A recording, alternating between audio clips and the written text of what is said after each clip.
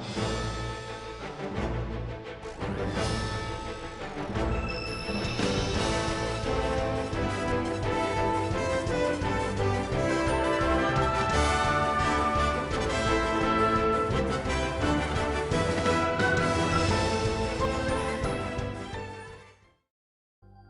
what's going on, guys? Welcome to another Final Fantasy Brave Exvius video, and today we're going to be talking about lightning and lightning and lightning. So yes, it strikes twice, we already made that joke.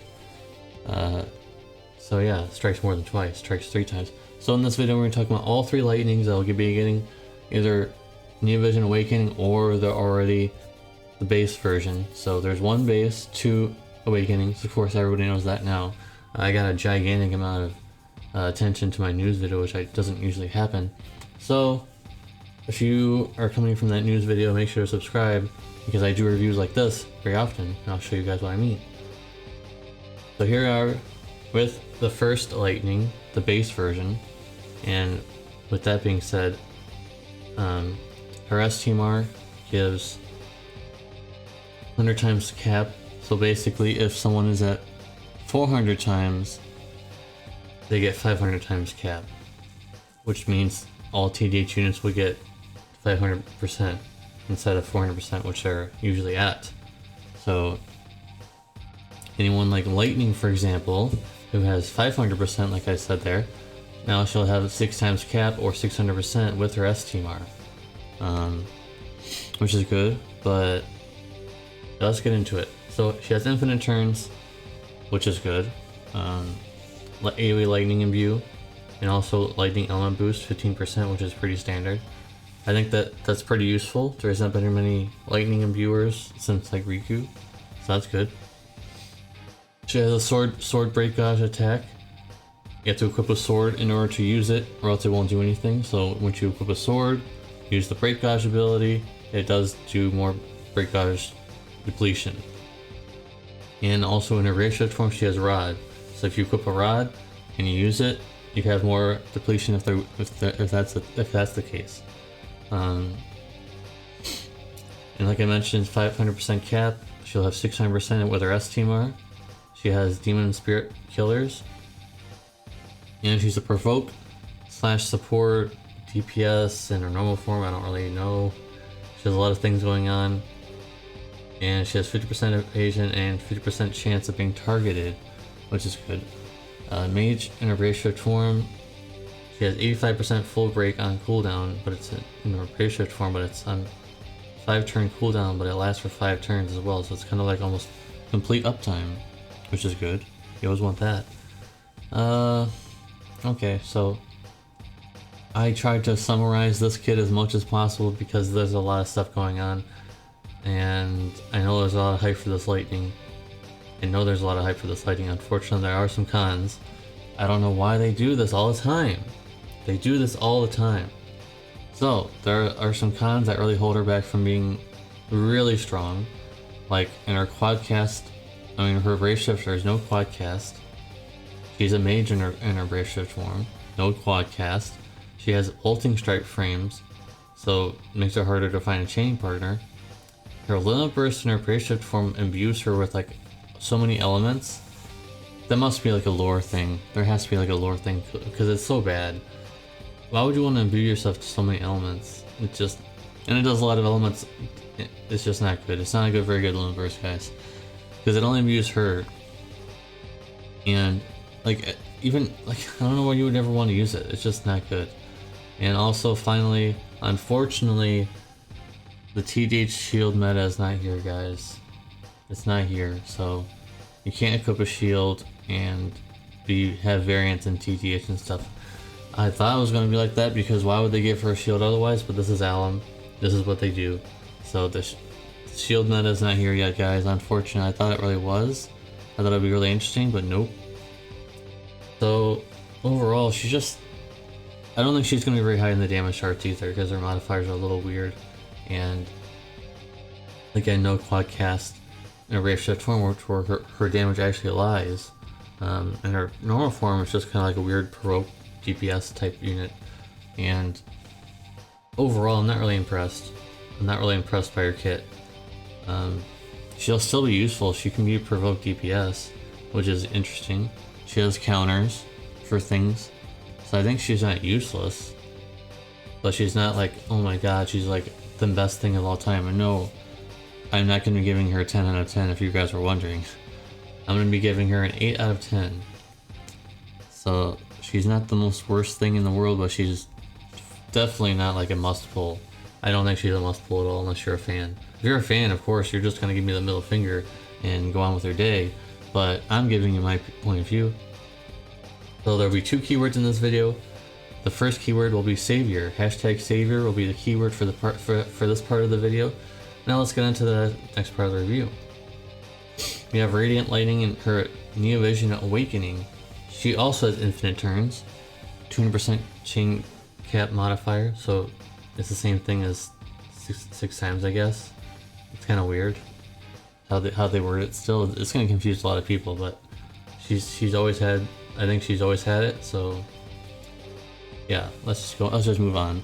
And she has 150% a Magic Trudeau. Can you get where I'm going with this? Can you get where I'm going with this when we're talking about a Brave Shift form? And Quadcast and a Brave Shift form, huh? Quadcast and a Brave Shift form. Why didn't the first Lightning have that? It's just so bizarre. Lightning Bolting Strike Frame Chainer. She has Machine Killers, 200% Lightning Resist buff, which is really interesting, by the way. It only costs 15 Lone First Crystals, and she gets 200% Lightning Resist to herself plus the mitigation. That's an insanely high resist. Yes, it's only for herself, but 200% is really high. Now watch Mastermind Zon comes around. I think you can do this. I think you can. I don't know all of Mastermind Zon's abilities. I know the only thing you can't spread is the Lone First damage, I think. But 200% lightning resist is insanely high. That's the highest you can go, definitely, for at least for lightning. So finally, she has 130% lightning imperil in her Brave Shift form. That's good.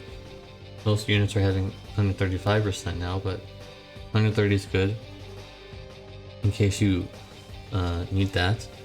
So there are some cons. Her Brave Shift form, or her base form, is pretty useless. The modifier's a little low, and all those kind of things. And they didn't really do anything with her in her normal form. Her Brave Shift form is where it's at. But it'll be hard to find a Quadcast Brave Bolting Strike Chain Frame partner. If she was a physical damage dealer and had Quadcast, finally she would have had a partner in oh boy, I can't remember his name right now. Whoops. It's so early in the morning. I know there's the guy from Final Fantasy VIII. I'm sorry. I should know this. Yeah, I don't know right now. I'm sorry. It's really early in the morning. I'm so tired. So, the guy from Final Fantasy VIII, the gun, he has Quadcast Bolting Strike frames. That could have worked, but they're chaining physical and magical. I don't know if that would even be a thing. So overall, I think I'm going to give her... The Quadcast really makes her score not so low. So 7.5 out of 10 for Radiant Lightning. If they would have just made her normal form a lot better too, it would have been great. But no, they basically left it to the rats. They basically left it to the dust. And they just focused on her Brave Shift form. And finally, something I was waiting for. The OG Lightning, the first 5-star base in the game. How did they do?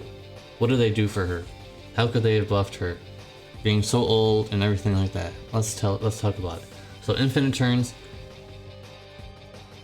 She has Bolting Strike frames, of course, at this point.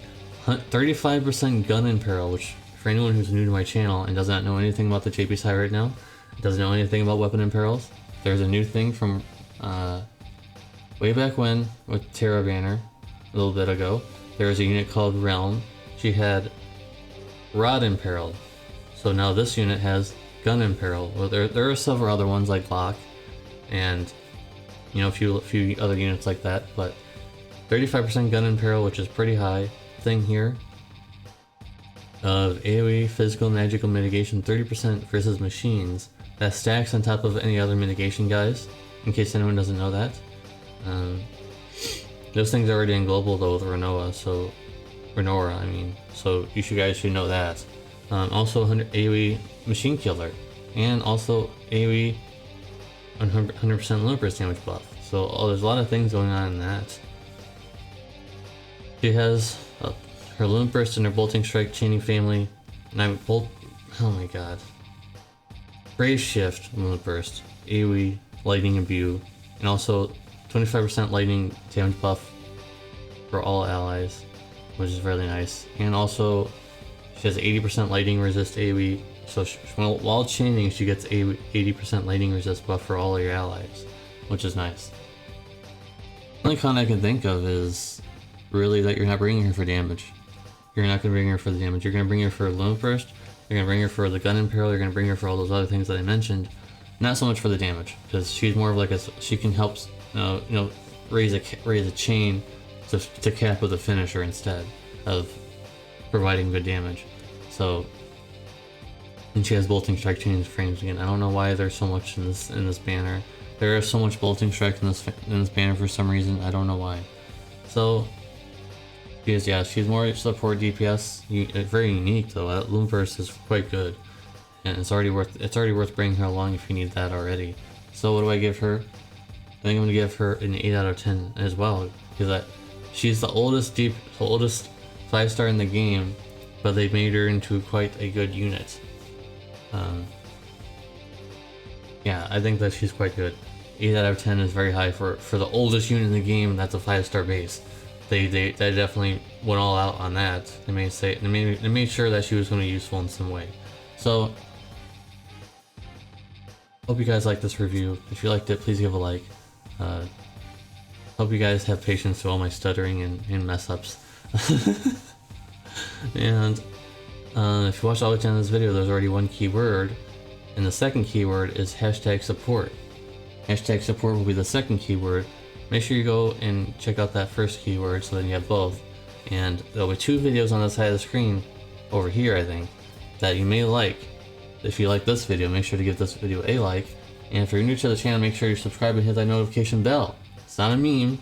I know everybody says it, but there's a problem with YouTube right now where notifications aren't going out, people aren't clicking on the notification bell, so there's a thing where you have more subscribers than views.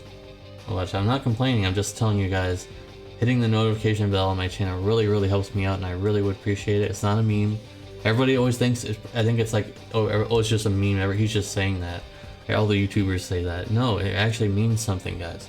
So if you haven't hit that notification bell, and you are a fan of my content, please hit that notification bell. I really appreciate it.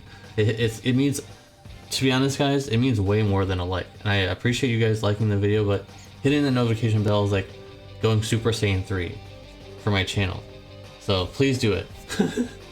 Please do it, and I'll see you guys in the next video, I hope. See ya next time. Peace.